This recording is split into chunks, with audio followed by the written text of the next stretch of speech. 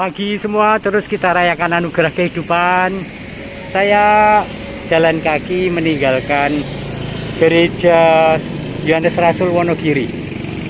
Masih ada waktu sekitar 1 jam bagi saya untuk olahraga, karena sudah itu nanti ada penguburan jenazah jam 11. Sekarang jam 9:15. Nah, saya ingin memanfaatkan untuk kesehatan. Jalan agak cepat supaya cepat juga berkeringat. Keuntungannya adalah badan gerak, kemudian panas matahari, dan sukacita, kegembiraan. Itu.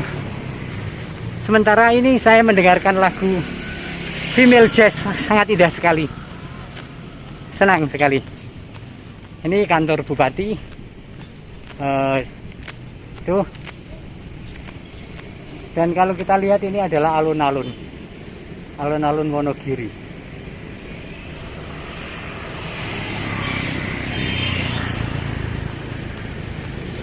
Saya tidak ingin jalan jauh, mungkin hanya 3/4 jam karena waktu yang harus saya tata.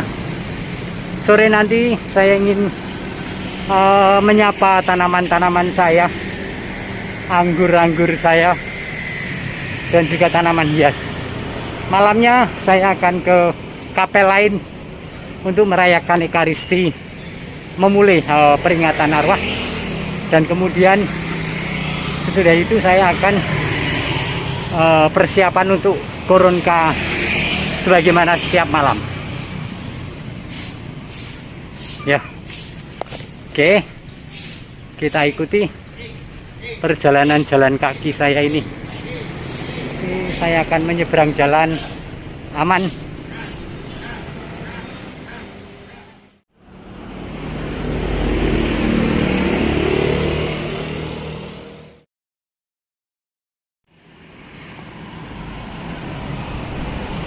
Kalau Anda tanya apa yang khas di Wonogiri yang baik untuk dinikmati, saya akan menyebutnya bakso dan mie ayam. Dan yang paling dikenal orang adalah bakso Titoti yang juga buka di kota-kota lain. Wonogiri ini secara tidak sadar saya cukup dikelilingi dengan perbukitan yang cukup tinggi. Anda lihat di depan kita itu, di kejauhan ada kabut, dan itu pegunungan. Dan di bawah gunung itu adalah waduk Gajah Mungkur. Orang sering ketika pertama kali ke Wonogiri membandingkan dengan kayak Temanggung ya Romo, kayak Salatiga ya Romo. Ya mungkin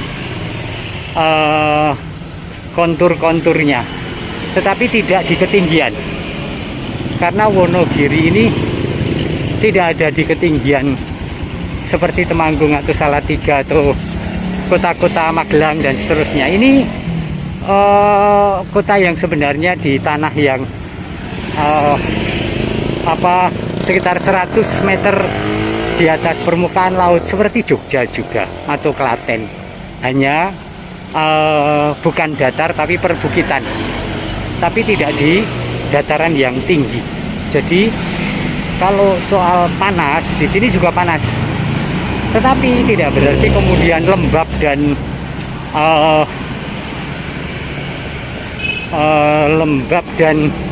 tanpa angin. Di sini berangin. Rasaku udaranya lebih bersih karena masih banyak tanah lapang dan pepohonan. Yang juga terkenal di sini adalah sesuatu yang tidak monumental, tetapi ini menjadi penanda di Wonogiri, yaitu yang ada di depan kita yang tertutup seng, namanya Gudang Seng. Maka perempatan ini juga disebut perempatan Gudang Seng. Masuk sana ada sate kambing yang sangat enak. Kita masih akan terus dari perempatan Gudang Seng ini, lurus sejenak, nyabrang jalan dulu. Itu juga gunung, jadi memang dikelilingi gunung. Wow, keren kan? Masih ada koran juga yang dijual. Sementara sekarang tren membaca itu jauh sangat berkurang, sehingga kedalaman pemahaman tentang sesuatu yang hanya diambil dari bacaan-bacaan di online yang populer sangatlah kurang. Maka sekarang saya mulai lagi untuk membaca Kompas yang kertas, karena di sana disebut data, refleksi, opini, berita, dan seterusnya. Jadi saya mulai lagi membaca Kompas.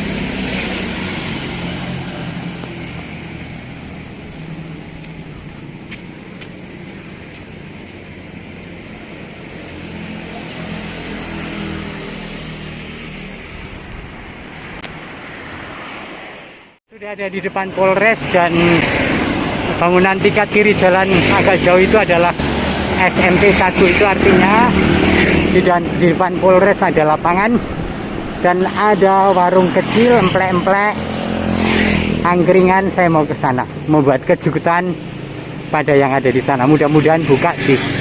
Itu lapangannya. Dan emplek-empleknya adalah aku intip dulu. Buka. Jadi aku mau ke sana.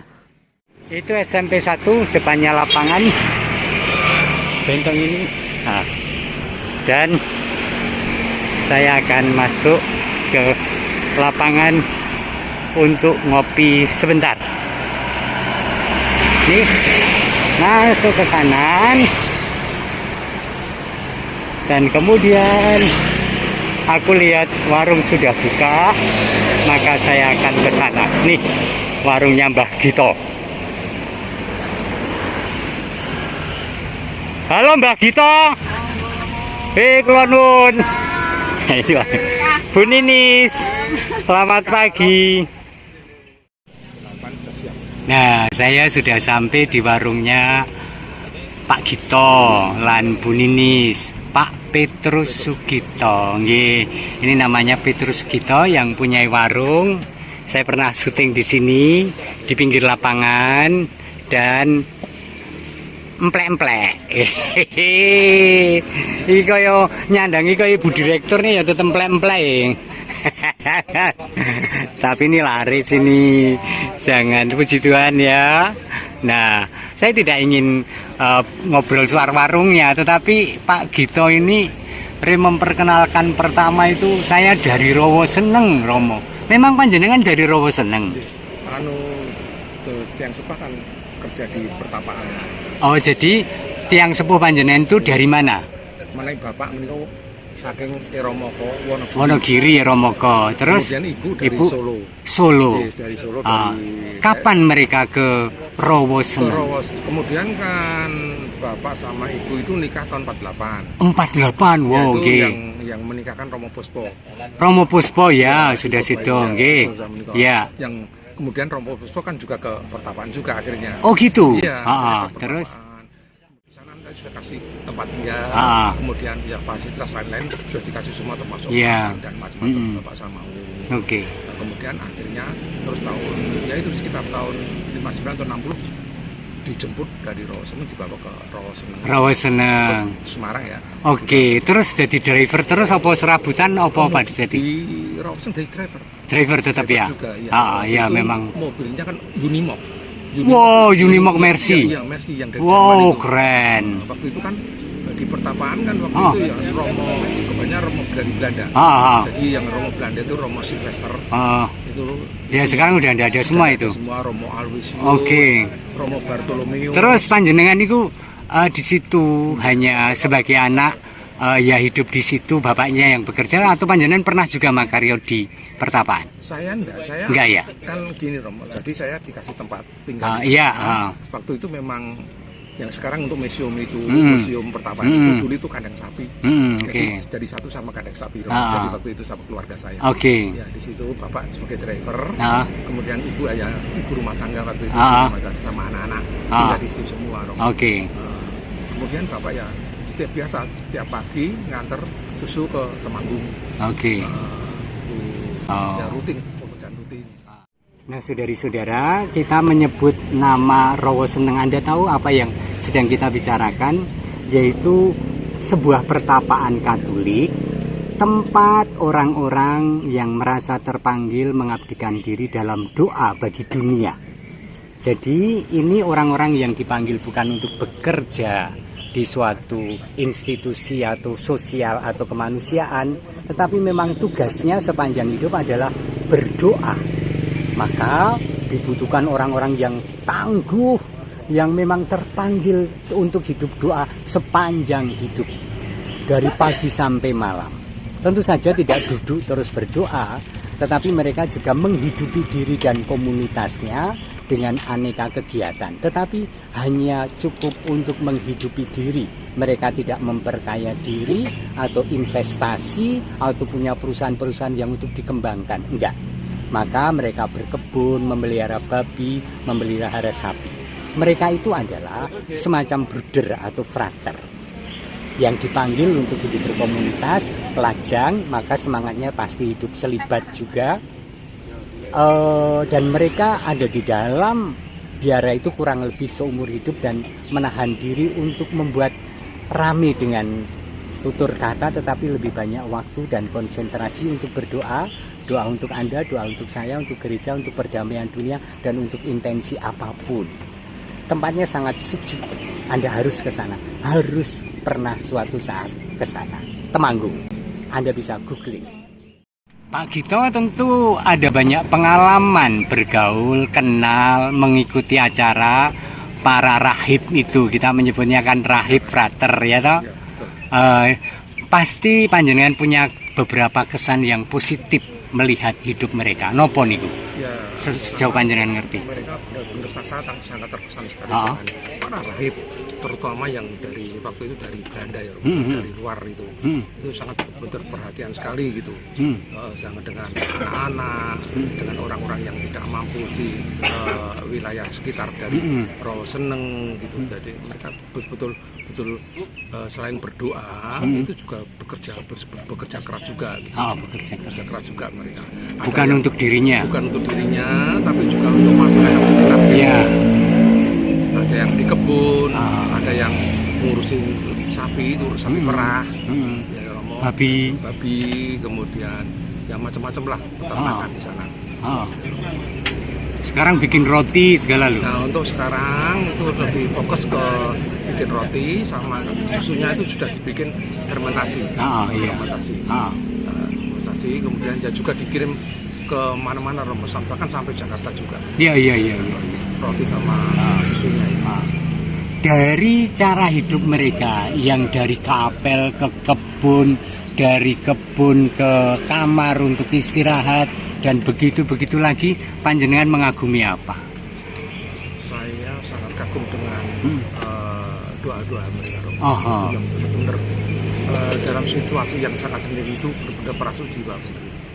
Doa-doa. Mereka jam 3 sudah bangun, Rob. Jam 3 pagi ya? Sudah ibadat ya? Sudah ibadat. Terus menerus, kemudian sampai nanti jam 7 itu sudah nanti kerja masing-masing. Kerja ya jam 7 pagi. Nanti jam berapa lagi ibadat lagi? Nanti jam 12 ibadat lagi. 12 ibadat lagi. Kemudian nanti jam 3 ibadat lagi. Kemudian nanti jam 7 kalau enggak. Jam 7 kompletorium. Dan seterusnya ya. Iya, dan seterusnya. Luar biasa. Luar biasa kesaksian panjenengan. Nah, saudari-saudara, kalau Anda ikut doa Koronka tiap malam yang saya adakan, saya selalu menghitungkan, ya Tuhan sudilah membuka, bukan deh, ya Allah bersegeralah menolong aku, Tuhan perhatikanlah hamba-Mu, gitu kan. Itu tiap hari bisa kita dengarkan di pertapaan Rowo Seneng. Juga Kidung Simeon. Berkatilah kami ya Tuhan, bila kami berjaga, lindungilah kami bila kami tidur. Bayangkan lagu itu tiap malam bergema dalam keheningan di tengah alam, dan Anda hadir di situ dan mendengarkan dengan hati yang jernih, sangat merasuk. Dan itu dilakukan oleh para rahib di Rawaseneng maupun para rubiah perempuan-perempuan di Gedono di Salatiga. Malam-malam mendengar lagu Gregorian. Lagu Gregorian ya, mereka mengidungkan ya. Anda tahu lagu Gregorian, saya juga tidak bisa menerangkan secara persis, tetapi lagu yang sangat khas dari berabad-abad yang lalu, yang tanpa birama ya, tanpa garis-garis birama.